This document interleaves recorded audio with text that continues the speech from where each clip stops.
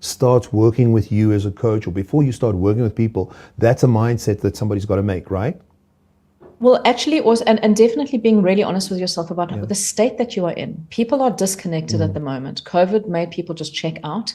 People are using really unhealthy coping mechanisms to get through their lives. That is rolling into their relationships. So being willing to sit and go, I'm actually not okay. Things are not okay with me. And I need to be honest about that with the people in my life. That's the first step. And then you can start exploring why you are not okay and what's going on. And would you say, I don't know statistics, but the percentage of people who aren't okay at this stage must be enormously high. 100% of the human race. Thank you. Thank you. There's no one all of those Legos. Let's get all of those Legos going. No one is okay at the moment. No one. People are taking strain. People are stressed. People are overwhelmed.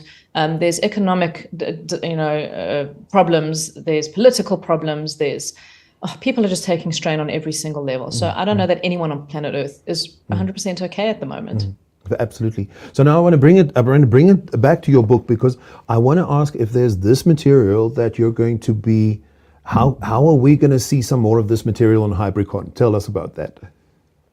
Well, we're going to be doing some mini workshops next week, and one of them I'm going to be talking, one of the workshops is about toxic relationships, which is a big one for everybody. So I think people also have to learn, they think that any bad behavior immediately means it's a toxic relationship. And I think people have overused this word a lot in relationships, that it's toxic. So there's going to be a mini workshop about what is toxic behavior in a relationship, what does that look like? And how what this book is about, which I didn't go into in today's talk, is about the 4 different communication systems, which is one of the big filters that we have, and how that plays out in the ways that you connect. So this isn't just to do with relationship. This has to do with how you approach different areas of your life, your finances, your health, your relationships, the personal growth that you are going through. So learning about your own communication style is also going to determine a lot about how you just show up in your life in general. And those are, going to be addressed in some of the workshops I'm going to be doing next week. I love that, and obviously if you're at home watching this now, or you're seeing this, please do go and check out from this weekend. All of the landing pages will switch on for all of the speakers and presenters, and do check out what Leah is all about, because it's fascinating. It's wonderful reading, and it's just so much fun to explore, I think, because you can sit down and almost just chunk size work bits and pieces, which is what I really love about it. And I almost want to say people should wait. In the meantime, if people want to get hold of you or talk, we'll go and see where can we get hold of the book as pre-reading material. So the book is available in all bookshops. You can find it online. A lot of especially in South Africa, Take-A-Lot, Loot, a lot of the online stores have got it. On Amazon, you can get the Kindle version, and it is a workbook. So there is a test in the book you can do to tell you what your system is, and then it goes into each system in detail and explains a lot about how each system operates in the world. Excellent. So it helps you to understand not only your own system, but the systems of everybody that you live with and work with. It gives you a lot of insight. Excellent. We're going to get to work right after this. Just quickly tell them where to find your beautiful website. LeahSefor.com. I love it. We're going to do more of this right after the break, so don't go away.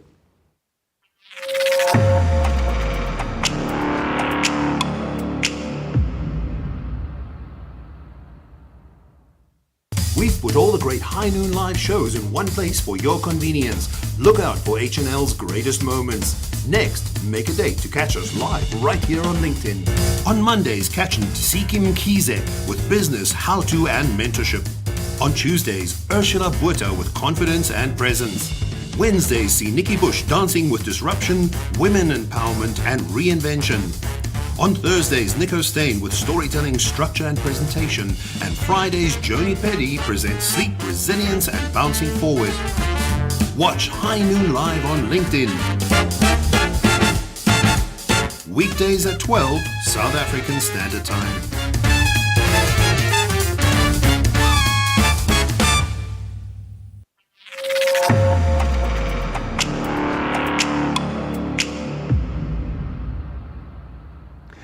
You're watching HybriCON 2022. I'm Nico Steyn. I'm talking to Leah Sefor. This is our South African authority, I would say, on communication. And I just love your work. It's so much fun. We were talking about relationships before, Leah, in terms of home and being in that environment. But this is also so relevant in terms of work and stepping out back into work, back into the office, some people for 2-3 days a week and so on. Tell me about how this impacts or how this is usable as material and how we work with communication in the workplace.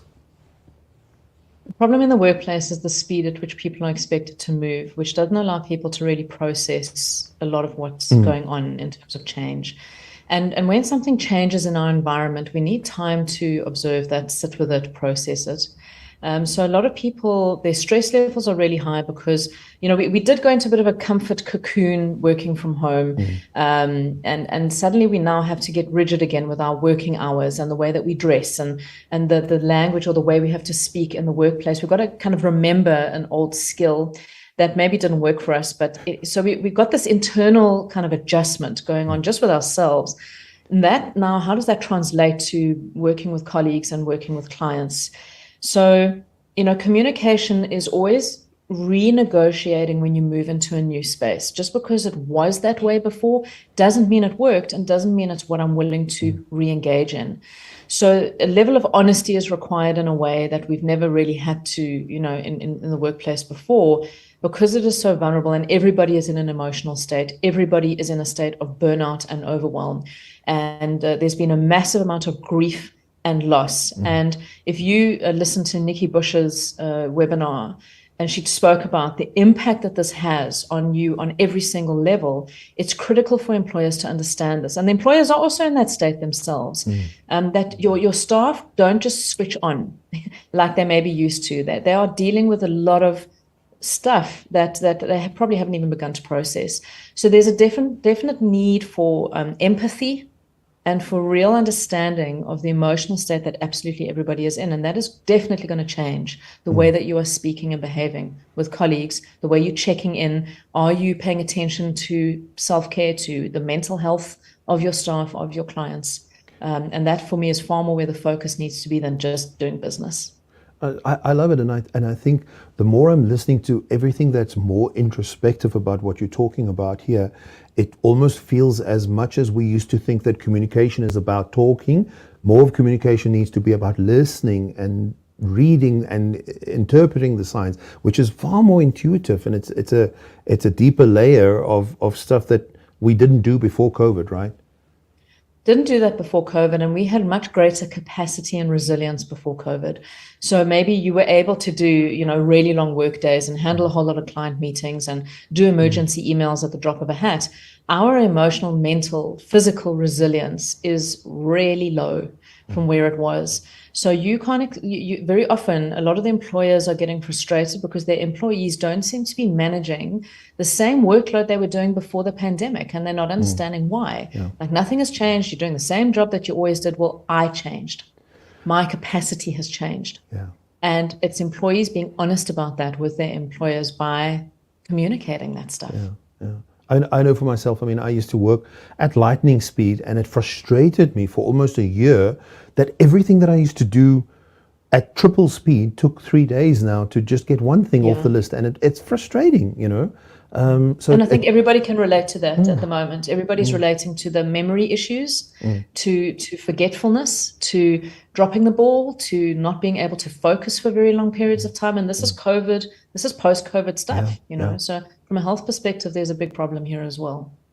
Yeah, it's very interesting. So now when we're getting into the workspace and obviously a lot of corporates are busy working on fantastic plans to really look at well-being and look at health and dialing in to figure this out. And then on the other end of the scale, there are those companies who are just going, well, this is how it's going to be, take it or leave it. And I think there's this massive shift in the workplace. What can somebody do who is in a situation at work or in a workspace that is a little bit toxic, or where there's all these things in between in terms of good communication taking place? Where can you begin to shift such a culture in a business?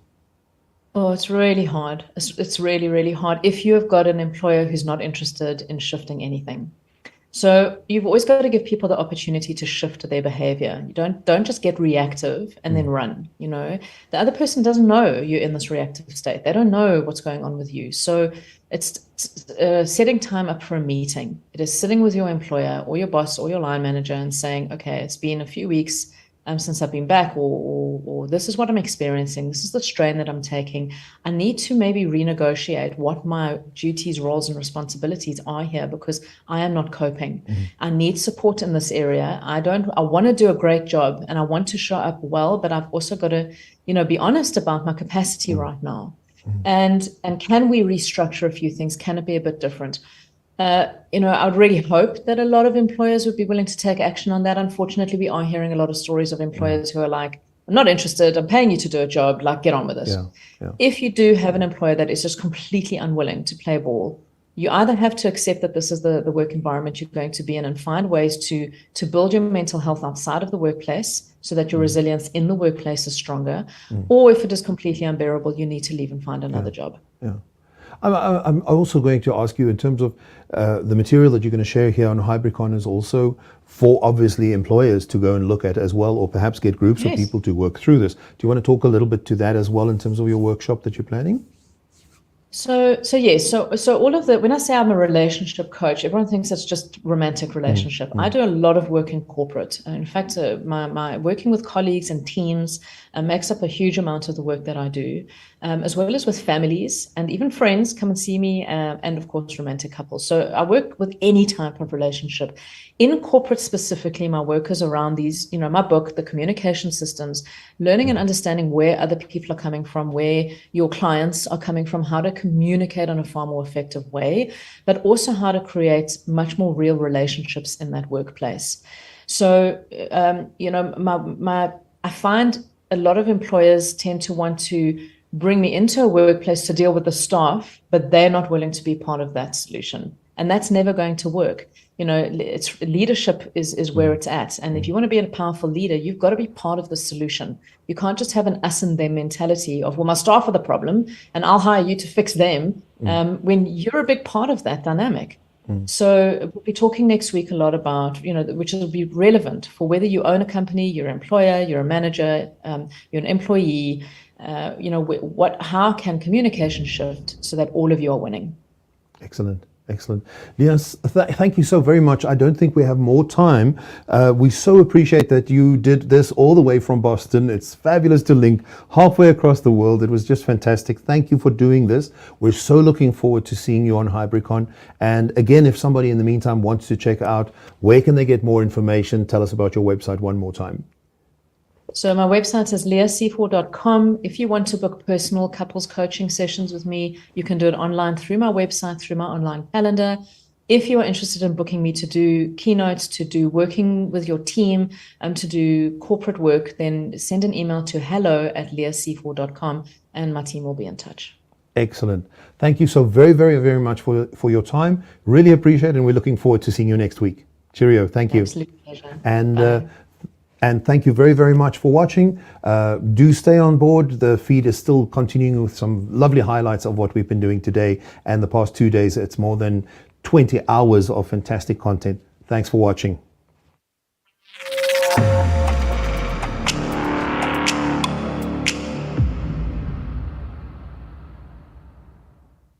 You've had a bad day. Many times have you sat in a presentation or meeting